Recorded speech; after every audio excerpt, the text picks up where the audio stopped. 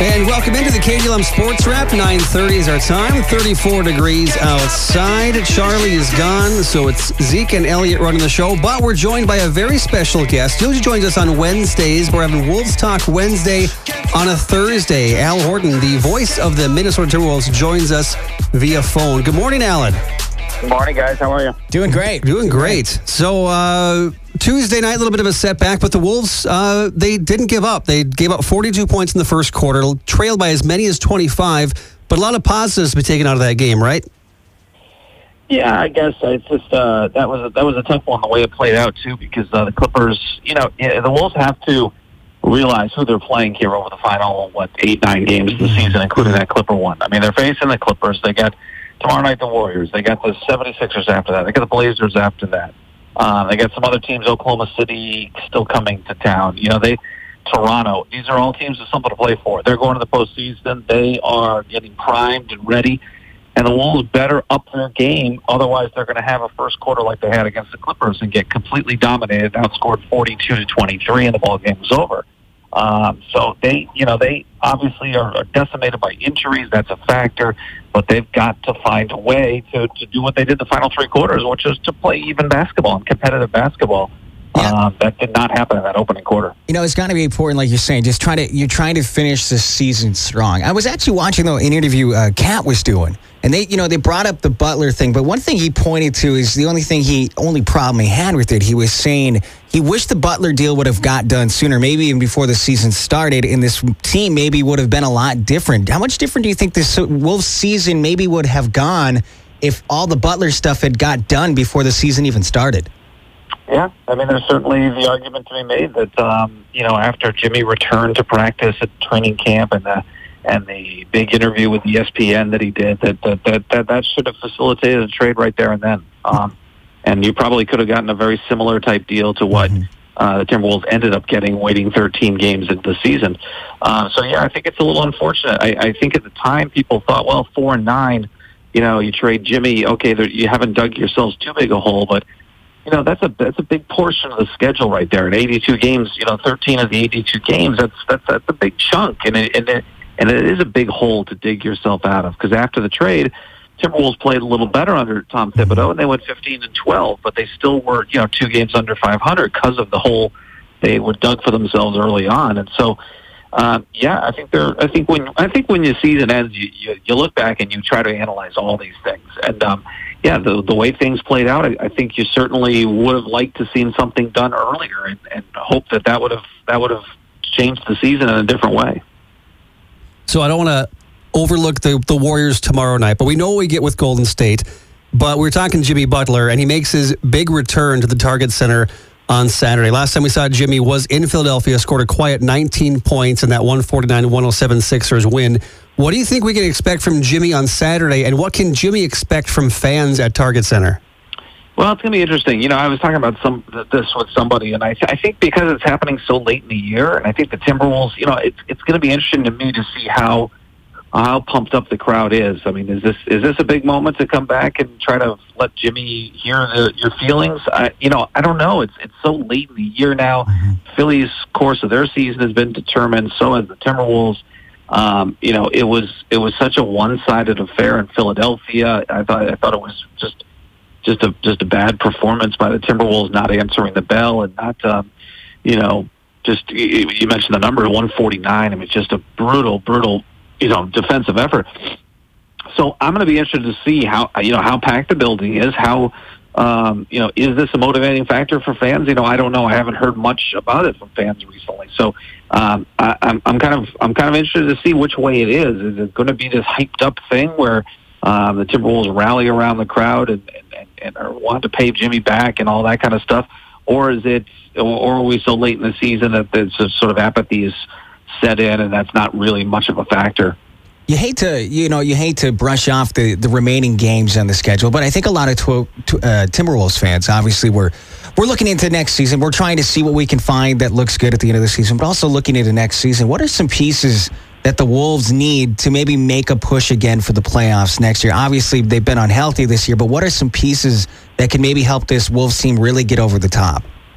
Well, I think one thing you can look at is some of the younger players that are playing. You got a guy in Cam Reynolds. You got a guy in Keita Bates-Diop. Josh Okogie has been a regular part of the rotation ever since Rob Covington went down. And maybe even to a lesser degree, the two-way players, Jared Terrell and C.J. Williams. Because here's the deal. I think when you look towards the future, you've got a lot of money tied up in a very small number of guys. And this is not a situation unique to the Timberwolves. It's every team in the league. I think the NBA is at a point now where, you can throw your big money at the big name players, but where the really good organizations thrive is on the edges, on making the small moves. Can you do what Denver did and develop Torrey Craig, who was an undrafted free agent, and 2 years later, he's a regular part of the rotation, a key part of the rotation.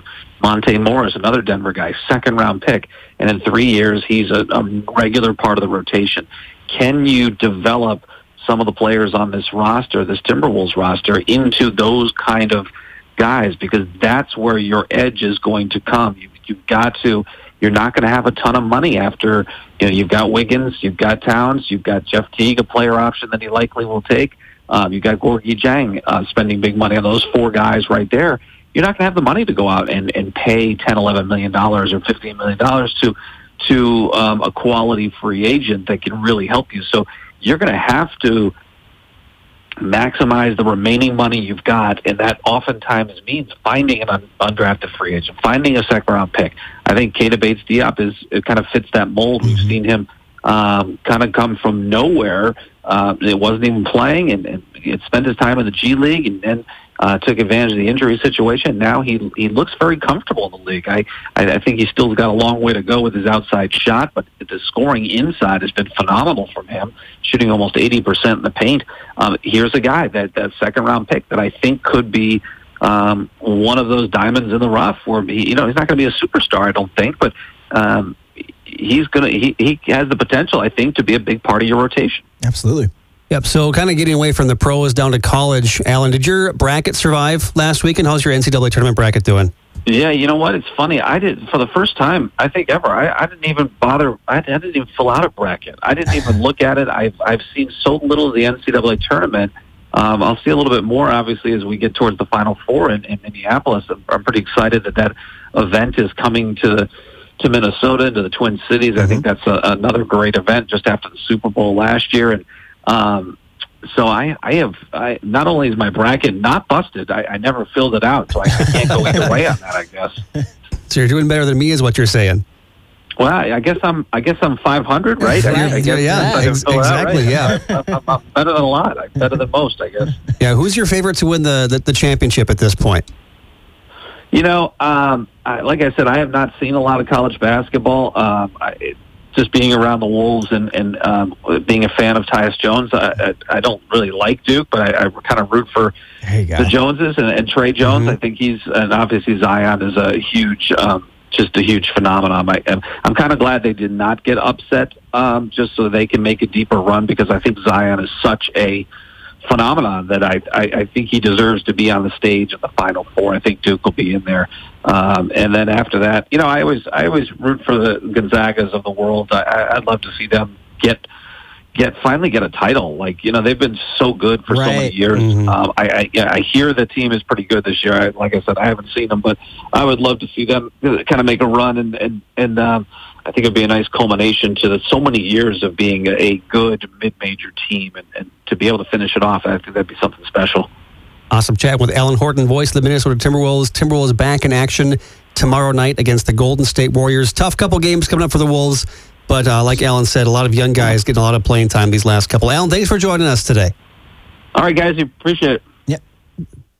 Chat with Alan every Wednesday, but Wolves Talk Wednesday on a Thursday today, because we were on location yesterday having some fun out at Bleachers, eating some burgers and stuff. It's got to be, I got to give him credit. I got to give Alan credit. And really, all radio, TV, anyone covering the Wolves, they do a good job of keeping the enthusiasm up. It's been another disappointing fall-off year where you had maybe windows of games that you could win, and they just couldn't win those games. They had injuries like crazy. I mean, the excitement, to be able to stay locked in as they have, has been really impressive. And there's a lot to say.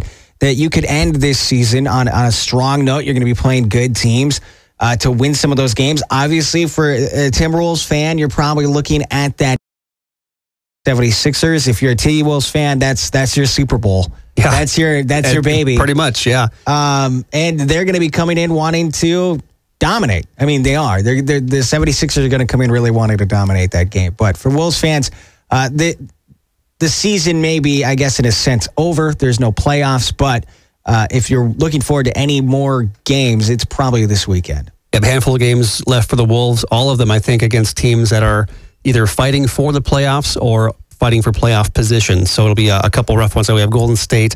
I know we have Philadelphia.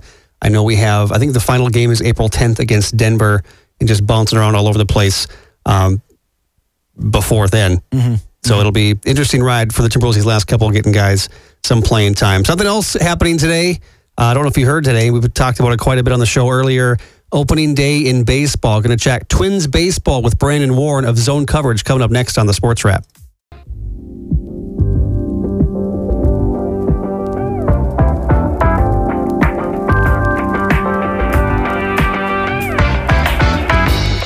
$1340 KDLM, the station you can count on. Current time 9:47, 34 degrees outside. Welcome back into the Sports Wrap. Joined on the phone by Brandon Warren of Zone Coverage. You can also follow him on Twitter at Brandon_Warren. He covers the Twins for Zone Coverage. And Brandon, kind of a fun day down in Minneapolis today, right? Yeah, Happy New Year. That's what we all say to each other in the clubhouse and around the stadium. It's a great day.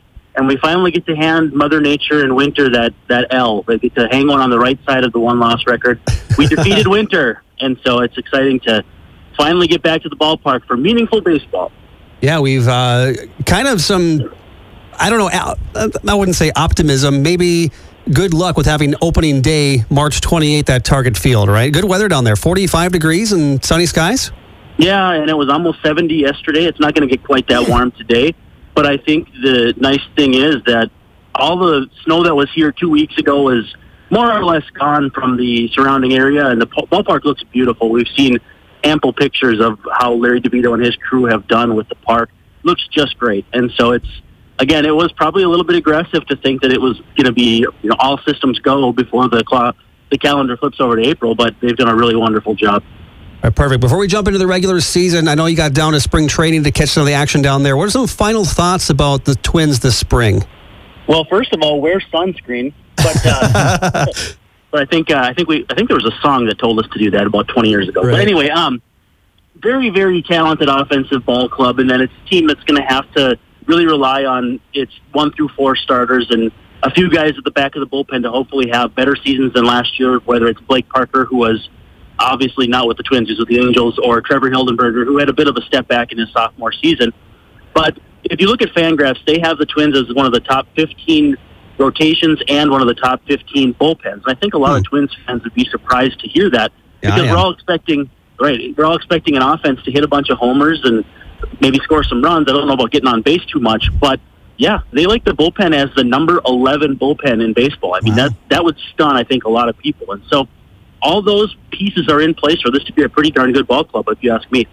Now, I know obviously it's nice to start the season against the Indians, someone you're probably going to be battling for this division. I know they're looking at the top 2 seeds in the division. But if realistically, too, you may be eyeing a wild card spot, it's always interesting when you have the Yankees and the Red Sox. One of those are probably going to take that top wild card spot. So maybe if you are looking at a wild card, it's that second spot you're looking at. What are some other teams the Twins might be in a race potentially with for that spot? I know it's looking down the road a long ways, but what are some other teams for Twins fans to keep an eye on?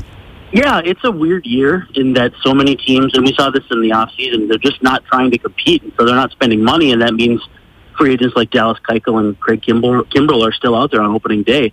I think the big teams to keep an eye on, though, from that respect, are Tampa Bay from the East, and then from the West, you could probably never count out the Angels because they have this guy named Mike Trout, who I think people are probably very familiar with. He's okay. And then the Oakland A's, who took two in a row from Seattle out in Japan to start the season. Ichiro send-off and all that fun stuff. But they've got a wonderful bullpen. Their rotation is literally 5 question marks, but they've got some fun young talents that, assuming they get healthy, like Jesus Luzardo, are going to be real good. But Oakland always seems to be there. I feel like they are almost like Tampa Bay West, the team you can never count out no matter how bad they seem like they might be. So for me, there's really those three teams. Okay. Is Tampa, Oakland, and then LA. I don't think Seattle's in that mix, but they could be decent. They reloaded, they're retooling, but they still have quite a bit of talent. I just don't think they're going to be quite there. One face that's not in the Twins clubhouse that's been there for many, many, many years is a guy named Joe Mauer, who retired during the offseason. What's the feel around this team with number 7 not in the clubhouse anymore? Yeah, it's kind of funny. When I was down in Fort Myers, I wrote about that, and they had done some of those things for TV. So I wanted to kind of go just direct from them, get the words, and they said, it's a little strange. And I think Nelson Cruz gets his locker. I think I saw a picture of that this morning. Nice. And so it looks to me like it's going to be, though, a team that realizes that they can't replace Joe Mauer, and they're going to need multiple leaders, whether it's young guys like Jake Cave or even guys who've been around a while, like a Kyle Gibson or a Jake Odorizzi, who hasn't been around that long, but has definitely been in the game for a long time. Each of those guys and countless others are going to have to pick up the slack when it comes to off-field stuff. I mean, Mauer had kind of taken a step back on-field after the concussion in 2013, but off-field, he was like the galvanizing force for everything that happened in that clubhouse and everything that happened for leadership. And don't forget, too, Eduardo Escobar, Brian Dozier, and Ryan Presley are gone, too. When you trade those guys in season, there's a game the next day. You don't really have time to think about not having them around. Now that there's been a full off season, this team looks drastically different, and we don't know yet if it'll be for good, for bad, or for otherwise. But I think this is going to be a solid team, and I think they're keenly aware that they don't need to replace Joe Mauer. They just have to be themselves. Right. Another guy that's another position different with the Twins this year is Paul Mahler, no longer the manager, first-year guy at Rocco Baldelli. How does Rocco differ from Paul Mahler managing this team? I think he's maybe just a little bit more of what the guys got this over the Twins, Fabian Levine kind of wanted as a hand-picked leader. They inherited Paul Mahler, and Paul Mahler was not like he was a thorn in their side. He did a lot of the things that they wanted to implement, and I don't think there was any real ill will there. It was just time for a change. So with Rocco, it's a little bit more laid back. It's almost like that California cool, even though he's from Rhode Island. But you're just looking at a guy who he's kind of letting players be themselves. They're doing batting practice with live pitching machines, but if you don't want to do that, you can take front flip, you can do whatever. He just trusts the players to get themselves prepared, and then is going to kind of let things go from there. And I think, too, they've revamped the entire coaching staff to give him a lot of support. You've got Bill Evers, who's been around the game forever. You've got Tony Diaz, who's going to give him a Spanish-speaking influence. Tommy Watkins is one of the most well-liked guys in the entire organization. And then they've got all the kind of the statistically geeky people with the Rapsodo machines and stuff, helping these guys assess their swings and throw harder and that sort of thing. And Wes Johnson, the new pitching coach, who's coming up from the college ranks, has been known as the pitching whisperer, the velocity whisperer. So I think what all of those guys are going to do for Rocco is give him support where he may not be totally ready as a first-year manager, but none of us are really ready. It's kind of like being parents, as you and I can attest. Right. You kind of have to pull the Band-Aid off or jump into the deep end and figure out how to swim. And I think they're trying to make that as easy as possible for Rocco with this staff around him, and I think it's going to work. All right, one more quick one to close. A lot of people expecting big things from Byron Buxton this year. Who is one Twins player, either in the lineup or the pitching staff, who you expect to have a breakout year that's not named Byron Buxton? I would probably go with Max Kepler, and I think because he's been basically the same the last 3 years, which is just roughly average. Mm-hmm. We saw him 2 years ago hit righties really well and not lefties. Last year he raised his water level against lefties, but didn't hit the righties like he used to. I think if he puts those things together, and he's shown the skill to be able to do it dating back to when he won the MVP in the Southern League, this is a guy who is going to make that extension look like a very good deal very quickly if he can get everything going in the same direction. Awesome. Talking with Brandon Warren of Zone Coverage. You can read his stuff on zonecoverage.com. Also follow him on Twitter. Are you at opening day today? I'd imagine you're down there, right? I'm heading down there right now. I'm going to get a quick haircut from the missus, and then it's off to celebrate the new year. So it's pretty exciting. Awesome. One more question. Were you at the Twins food sampling event a couple weeks ago? No, I missed out.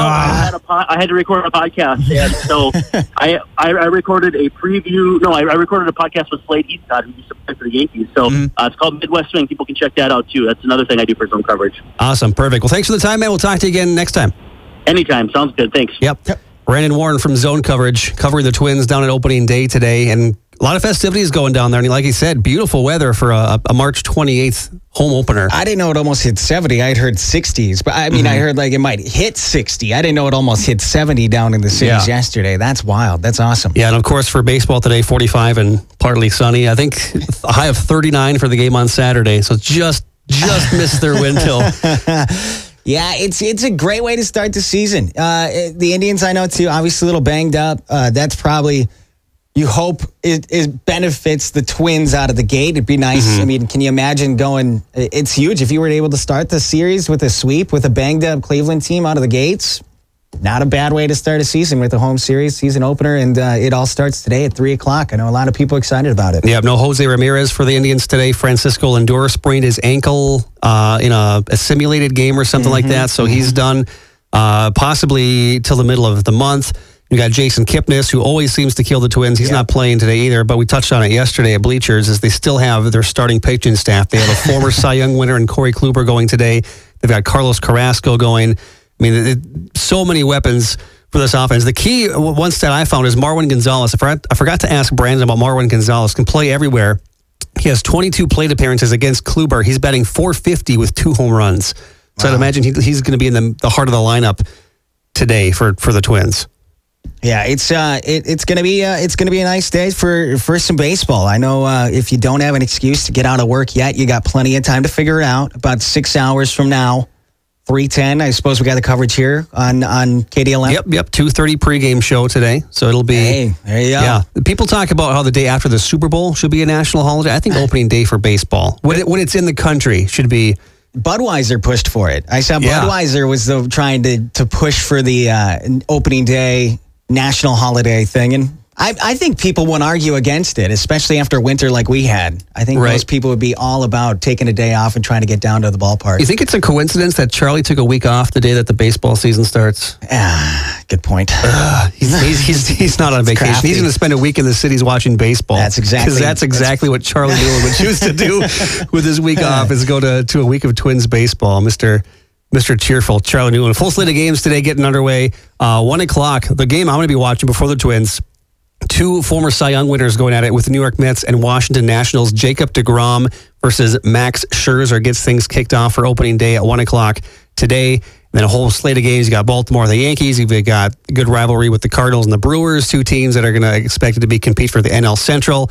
The Philadelphia Phillies signing Bryce Harper. They're taking on the reigning NL East champion Atlanta Braves. You got Detroit and Toronto. You've got Houston and Tampa Bay, with Justin Verlander and Blake Snell. Another fantastic pitching matchup there. I mean, just across the board, there's not one bad game today. You've got the reigning World Series champions taking on the 2-0 Seattle Mariners. Chris Sale going in that one. I mean, so basically we're going, on KDLM programming anyways, we're going Twins baseball straight into Sweet 16 basketball tonight, starting with Gonzaga and Florida State, I believe, is the first matchup. And then the first 4 games there, then we'll have the second 4 games tomorrow. Yeah, you got good matchups. Gonzaga, Florida State, Purdue, Tennessee, Texas Tech, Michigan, Oregon, Virginia to ramp tonight. And I'm not just saying this because I'm a bit of an Oregon fan. I'm a Ducks fan, but Oregon could upset Virginia. They could. They're the hottest team basically in the NCAA right now.